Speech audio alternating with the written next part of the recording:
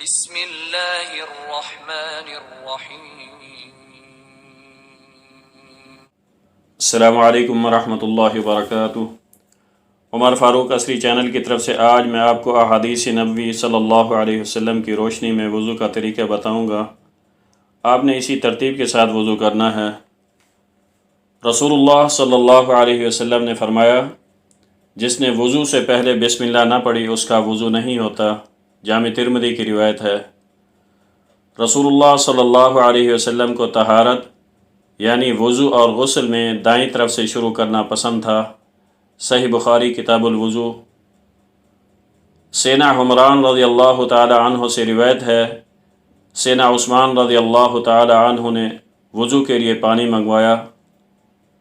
پہلے اپنے ہتھیلیاں 3 مرتبہ دھوئیں، پھر کلی کی اور ناک میں پانی ڈالا، پھر اپنا منہ 3 دفعہ دھویا۔ اس کے بعد اپنا دایاں ہاتھ کوہنی سمیت 3 دفعہ دھویا اور اسی طرح بایاں ہاتھ دھویا۔ پھر پورے سر کا مسح 1 مرتبہ کیا، پھر اپنا دایاں پاؤں ٹخنا سمیت 3 مرتبہ دھویا اور اسی طرح بایاں پاؤں دھویا۔ پھر فرمایا، میں نے رسول اللہ صلی اللہ علیہ وسلم کو اسی طرح وضو کرتے ہوئے دیکھا۔ صحیح مسلم کتاب الطہارہ میں یہ روایت موجود ہے۔ پھر اس کے بعد مندرجہ ذیل دعا پڑھنا رسول اللہ صلی اللہ علیہ وسلم سے ثابت ہے۔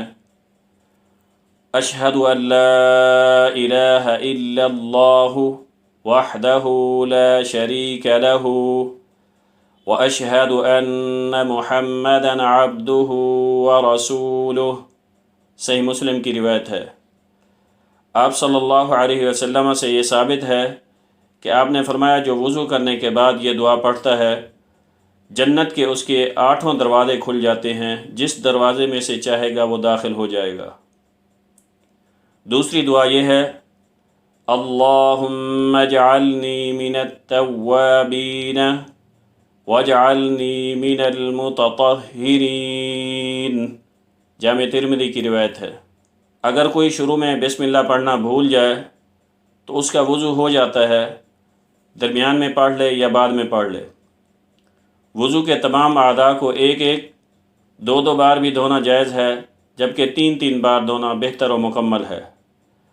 تمام اعضاء ترتیب سے دھونے چاہیے۔ نماز کا دار و مدار وضو پر ہے۔ اگر وضو درست ہوگا تو نماز درست ہوگی۔ میری آپ دوستوں سے گزارش ہے کہ میرے چینل کو ضرور سبسکرائب کریں اور مزید صدقہ جاریہ کے لیے اس کو آگے شیئر کریں۔ جزاکم اللہ خیرا۔ السلام علیکم ورحمۃ اللہ وبرکاتہ۔